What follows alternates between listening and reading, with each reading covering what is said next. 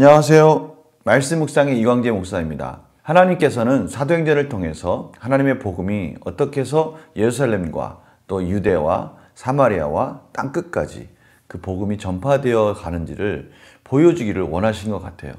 다양한 방법으로 여러 가지 과정 속에서 복음이 어떻게 전해졌는지를 잘 설명하고 계십니다. 사도들을 통해서 또 환난과 핍박을 통해서 또 여러 가지 방법의 루트를 통해서 유대인들을 설득하는 과정을 통해서 이렇게 복음이 다양한 방법과 내용과 환경을 통해서 사람들을 통해서 전해지는 과정들을 보여주셨다면, 오늘 말씀은 핍박에 앞장섰던 한 인물 헤롯을 하나님께서 어떻게 심판하시는지를, 왜 심판하시는지를 보여주십니다. 이것이 갖는 또 의미가 있습니다. 사도행전을 통해서 너무나 다양한 하나님의 복음을 향한 열정을 볼 수 있는 것입니다. 제가 기도하고 계속해서 말씀 보도록 하겠습니다. 하나님 아버지, 감사합니다. 하나님의 말씀이 능력이 있고 하나님의 말씀이, 그 소망이 저희들을 이끌어 주십니다. 오늘도 성령님께서 조명하여 주셔서 그 말씀 붙들고 승리하게 하여 주시옵소서. 감사드리며 예수님의 이름으로 기도드립니다. 아멘. 제가 사도행전 12장 20절에서 25절 말씀을 봉독해 드리도록 하겠습니다. 헤롯이 두로와 시돈 사람들을 대단히 노여워하니 그들의 지방이 왕국에서 나는 양식을 먹는 까닭에 한 마음으로 그에게 나와 왕의 침소 맡은 신하 블라스도를 설득하여 화목하기를 청한지라. 헤롯이 나를 택하여 왕복을 입고 단상에 앉아 백성에게 연설하니 백성들이 크게 부르되 이것은 신의 소리요 사람의 소리가 아니라 하거늘 헤롯이 영광을 하나님께로 돌리지 아니하므로 주의 사자가 곧 친히 벌레에게 먹혀 죽으니라. 하나님의 말씀은 흥왕하여 더하더라. 바나바와 사울이 부조하는 일을 마치고 마가라 하는 요한을 데리고 예루살렘에서 돌아오니라.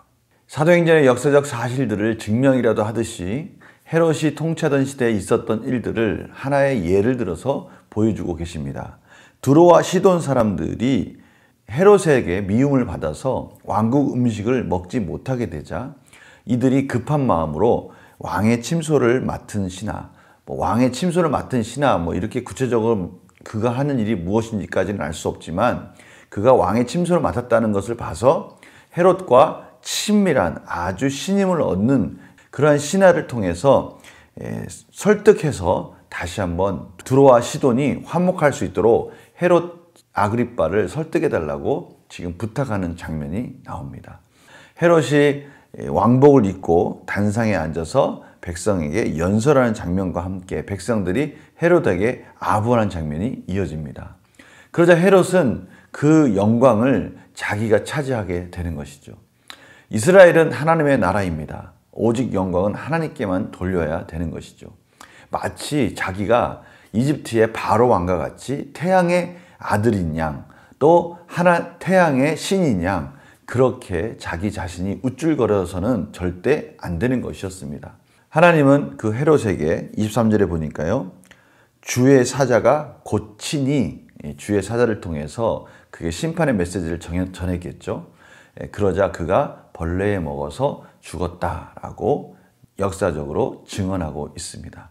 그거와 반대 대조적으로 하나님의 말씀은 흥왕하여 더하더라 라고 말씀하시면서 오직 만물의 주권자는 하나님이시고 왕 중의 왕은 하나님 한 분뿐이시라는 것을, 그분의 말씀이 흥왕하는 것을 통해서 보여주고 있습니다. 바나바와 바울이 또 이어지면서 하나님의 말씀은 멈추지 않고 계속 사도들을 통해서 전해지고 있는 모습을 또 전하고 있습니다.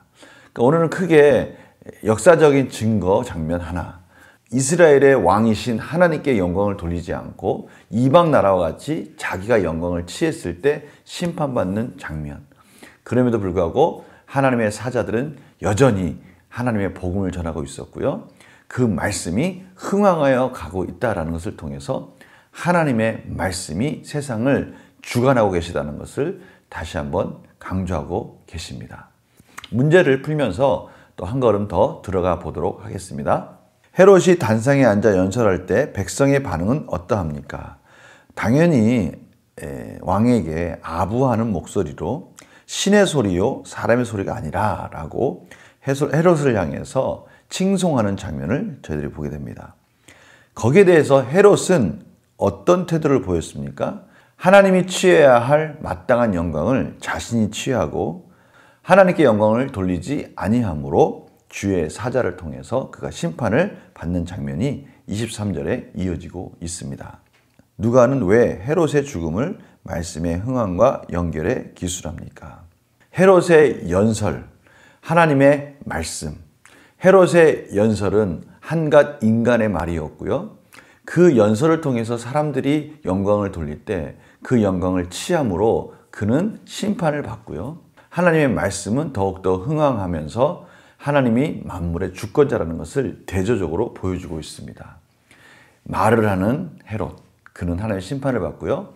하나님의 말씀, 그 말씀은 계속해서 온 만방으로 퍼져가고 있다는 것을 대조함으로 인해서 참으로 우리가 바라봐야 될 소망이 무엇인가를 다시 한번 강조하고 있습니다.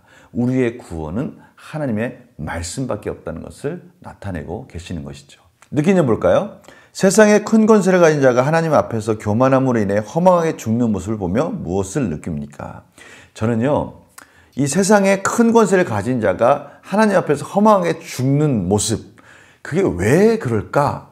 말씀이 없어서 그렇죠. 하나님의 말씀을 깨닫지 못해서 그렇지 않습니까? 자기가 말씀이 없으니 자기 자신이 왕인 줄 알고 자기 자신의 권세가 모든 것인 줄 알고 착각하고 있는 한 인물을 보게 되고요. 저는요, 이 말씀을 보면서 나는 그런데 하나님의 말씀이 있구나. 세상의 어떤 권세자보다 하나님의 말씀을 가진 왕 같은 제사장이구나 라는 것이 제 마음속에 강하게 깨달아지고요. 너무나 기쁜 시간이 되었습니다. 영생의 소망을 가진 하나님의 백성이지 않습니까? 오늘 이 생각을 하니까요. 저는 오늘 하루 종일 하나님의 찬양을 통해서 그 말씀이 말씀하시고자 하는 뜻들을 말씀 속에, 찬양 속에 계속 듣는 시간을 가졌습니다. 결단과 적용을 볼까요? 교만함 때문에 하나님께 온전히 영광을 올려드리지 못했던 적은 언제입니까? 저는 이 질문을 이렇게 바꾸고 싶어요. 말씀이 가득히 내 자신을 채우지 못해서 혹시 내 생각이 앞서고 내 생각이 교만한 마음으로 드러난 적이 있지 않습니까? 이렇게 질문을 바꾸고 싶어요. 그래서요, 내가 자주 걸려 넘어지는 교만한 모습은 무엇이며 하나님 앞에서 이를 해결하기 위해서 무엇을 결단하고 실천하겠습니까? 혹시 내 마음속에 말씀이 가득 차지 않을 때 드러나는 그런 여러 가지 교만한 모습, 이기적인 모습은 무엇인가? 그럴 때 하나님의 말씀으로 그것들을 어떻게 극복했는가? 또 하나님의 말씀을 통해서 삶 속에서 어떻게 그것을 이겨나갔는가? 이런 것들이 우리들에게 소중한 거 아니겠습니까? 저는 오늘 말씀을 통해서 다시 한번 말씀을 우리 마음속에 가득 채웠으면 좋겠고요. 그렇게 가득 채우기 위해서 어떻게 하면 좋을까? 시간과 또 환경 속에서 어떤 부분을 변경해서 어떤 부분을 수정하면서 하나님의 말씀이 가득 채워지도록 만들 수 있을까? 말씀이 채워진다면 나의 교만함도 덮어질 수 있거든요. 이러한 부분들을 우리가 한번 적용했으면 좋겠어요. 지금 사람의 소리, 세상의 소리가 아니라 하나님의 소리, 하나님의 말씀을 듣기 위해서 무엇을 삶 속에서 변화시킬 수 있을까? 내가 할 수 없다라고 막고 있는 시간들은 있지 않는가? 이런 부분들을 저희들이 한번 점검하면서 하나님의 말씀을 가진 권세자라는 것을 다시 한번 깨닫고 담대하게 세상을 이기는 복된 하루가 되기를 간절히 소망합니다. 제가 기도하겠습니다. 하나님 아버지, 오늘도 말씀을 듣게 해주시고 말씀이 없는 한 인물이 어떻게 사라져가고 어떻게 패망해 가는지를 보았습니다. 저희들은 말씀이 있기에 매일매일 생명의 삶으로 승리할 줄 믿습니다.